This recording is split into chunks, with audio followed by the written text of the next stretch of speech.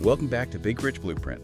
So today we're getting into something that honestly kind of bugs a lot of people, I think. We're all told the same thing. Study hard, right? Get a good job, save your money. But if that's the foolproof plan, why does wealth seem to pile up for some while, so many others are just stuck living paycheck to paycheck? We're talking smart people, hardworking people. What's the actual difference? It's a great question. And what really comes through from, all the research is that the difference isn't usually something you can easily see. It's not some secret stock tip or anything. It's deeper. It's like in the mindset, how people fundamentally think about money, about risk, about time, even failure. The real battle isn't fought in your bank account first. It's won or lost upstairs, in your head. Okay, let's unpack that, because I'll admit I'm always a bit wary when things sound like just thinking positive is the answer. Hard work has to count, right? So let's dive straight into these mindset shifts you mentioned, the big ones. Where do we start? Because my first thought, if I need more money, is pretty simple. Get more income, work more hours, push for that raise, maybe get a higher paying job. What's actually wrong with that? Seems logical. It is logical, Yeah. and that's the trap. It's the most common path, but it often leads straight into what Robert Kiyosaki famously called the rat race. The rat race. Heard of it. Yeah, the problem with only focusing on earning more, trading your time for dollars, is that your spending habits tend to inflate right along with your income. Lifestyle inflation, right? Yeah. You get a raise, you feel like you deserve a better car, a Yeah. bigger place. Precisely. Your expenses creep up, sometimes even faster than your pay increases, so you work harder, earn more, but you don't actually get ahead. You're just running faster on the same wheel, still trapped, even with a, quote-unquote, good salary. Okay, so if chasing the bigger salary is the trap, what's the alternative? What are the wealthy focusing on instead? They see that salary, that earned income, differently. It's not the end goal. It's just fuel. And they use that fuel specifically to build up what Kiyosaki calls their asset column. And we need to be super clear on the definitions here, because this is where a lot of confusion happens. An asset, in this mindset, is anything that puts money into your pocket, ideally without you having to constantly work for it. Okay, like passive income sources. Exactly. Things like rental income from properties, dividends from stocks, maybe royalties from a book or music, or profits from a business that runs mostly without you. Cash flow generators. Right, so then what's a liability? Because I own my home, I own a car. Aren't those assets? That's what I've always thought. Well, in this framework, a liability is anything that consistently takes money out of your pocket. So, that brand new fancy car. With the payments, insurance, gas, depreciation, it's definitely a liability. Even a very large house, while it might gain value eventually, often costs so much in mortgage, taxes, upkeep, that it's draining your cash flow month after month. It's consuming money. I see. So the mistake is thinking anything expensive you own is automatically an asset. That's a huge part of it. Yeah. Think about this comparison. It makes it clearer. Imagine someone earning, say, $10,000 a month. Yeah. Sounds great, right? Yep, definitely. But they spend $9,500 of it every month on the big mortgage, the expensive car lease, eating out, latest gadgets, liabilities. Now compare that to someone earning maybe $4,000 a month, much less. Yep. But this person makes a point to invest $1,000 of that every single month, maybe into simple index funds or ETFs. Who's actually building freedom here? The second person, right? Even with less income. Absolutely. The second person is systematically building assets that will eventually generate income for them. The first person. They might look richer on the surface, but they're trapped in what some call a gilded cage. High income, but totally dependent on it. Okay, that makes a lot of sense. It's not about how much you make, it's about how much you keep and what you do with it, turning earnings into assets. But that leads to the next point, doesn't it? This requires discipline, sacrifice even. And let's be honest, everything around us screams, buy it now. Instant gratification. If I've worked my tail up all week, don't I kind of deserve that nice dinner out or the new phone? Isn't there a risk of just burning out if you deny yourself everything for some far-off future goal? That is probably the biggest psychological battleground. Yeah. Because the mindset we're discussing sees instant gratification not just as, a minor weakness. They see it as the primary enemy of building real long-term wealth. It's not just about delaying pleasure. It's about strategically using delayed gratification. It's a tool, a weapon even. They're consciously choosing future freedom over present comfort. And yeah, they're often thinking in terms of decades, not just next payday. Decades. Wow, that sounds hard. Can you give me a more concrete example? Like, how does that calculation work in practice? Okay, sure. It often boils down to a simple question when facing a big purchase. Is this thing likely to put money in my pocket over time? or take money out? Is it an asset or a liability? Think about the choice. Do I buy that flashy new BMW? Looks great, impresses people maybe, but it's metal that loses value the second you drive it off the lot, plus all the running costs, a depreciating liability. Right. Or do I drive a perfectly reliable, maybe less exciting used car? And take the difference, let's say it's $800 or $1,000 a month in payments and insurance, and invest that difference consistently, maybe in something broad like the S&P 500. Fast forward 10, 15, 20 years, what happens? Well, the invested money grows, right? Compound interest. Exactly. It grows, potentially into a really significant sum, a small fortune even, thanks to compounding, the BMW. It's probably worth very little by then, maybe even scrap.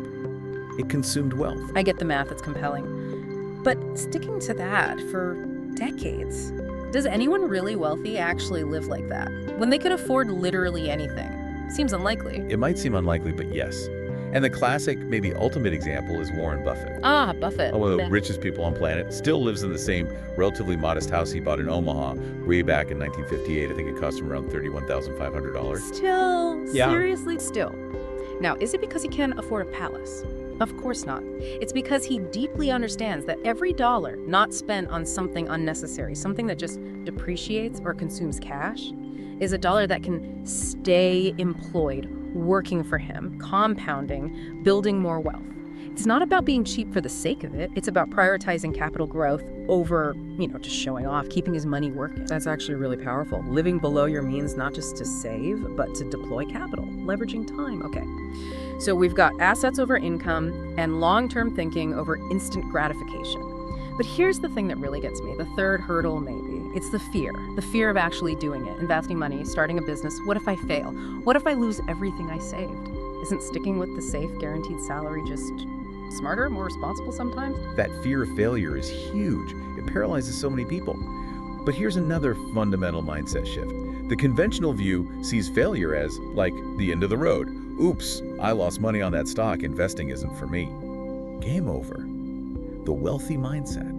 It reframes failure completely. It's seen as necessary. It's basically tuition. Tuition? Yeah. Every mistake, every loss is the price you pay for a valuable lesson. It's education that you can't get any other way. And crucially, it moves you closer to eventual success. Doing nothing, staying safe out of fear, that guarantees only one thing. You stay exactly where you are. You never break through. Okay, seeing failure as tuition, that's a big reframing. But we're not talking about losing a few bucks here, are we? Big ventures can have big failures. Absolutely. Yeah. The ability to learn from massive failures is key. Look at Jeff Bezos. Amazon guy. Remember the Amazon Fire Phone? Oh, yeah, vaguely. That was a flop, wasn't it? A spectacular flop. It cost Amazon something like over $170 million. A huge write-off. Wow. 170 million. That would sink most companies. It absolutely would. But what did Bezos and Amazon do? They didn't just say, well, guess we're bad at hardware, let's quit. No, they dug into why it failed. They learned incredibly valuable, albeit expensive, lessons about integrating hardware and software, about voice control. And those lessons, paid for by the Fire Phone failure, directly paved the way for what? Alexa and the Echo devices. Exactly, which became unbelievably successful. The tuition paid on the Fire Phone ultimately generated vastly more value through Alexa and Echo. The biggest risk, in hindsight, would have been not trying the phone. Huh. So it's not about avoiding failure. It's about, mining the failure for insights, structuring things so you'll learn from the loss. Precisely. It's about extracting the value from the setback. And it connects to risk. Thomas Corley did that study, Rich Habits, looking at self-made millionaires. He found they aren't typically reckless gamblers. They don't necessarily fear risk, but they fear regret more. So they take calculated risks, which means what? They do their homework, they research, they understand the potential downsides, they prepare, they act based on information, not just impulse. They manage the risk rather than being paralyzed by it. Calculated risk, not just blind leaps. Okay. So if you tie these three shifts together, focusing on assets, thinking long-term, seeing failure as tuition. So what's the common thread? It really boils down to ownership, doesn't it? Owning assets that produce income, rather than just trading time for it. Owning your time by delaying gratification. And owning your results, including the failures, seeing them as data to learn from. It's about taking 100% responsibility, believing you create your financial life, not just react to it. Wow. Okay, wait a second. I think I'm finally getting it. It's not just about trying to earn more and more money now, because like you said, that can just spin the rat race faster if your spending keeps up. It's actually about structuring your whole approach so that the money you do earn gets converted into things that work for you, assets. And using time like Buffett as your ally through patience and compounding. And even seeing mistakes, the Bezos example, not as dead ends, but as, well, assets too. Information assets that guide your next move towards that future freedom. The job, the salary, it's just a starting point. A means to acquire the real goal, which is income-generating assets. Is that it? That's it, exactly. Yes. That's the light bulb moment. It's a fundamental shift in perspective. And the most important thing for everyone listening is this. You don't need to be rich to start thinking rich. It's the mindset that comes first. Adopt these ways of thinking, and the financial results tend to follow. So what can you do, like today? Start small. Look at your bank statement. Honestly ask, which of these expenses are building my future and which are just liabilities draining my cash? Try planning financially, not just for next month, but maybe for the next 5 years.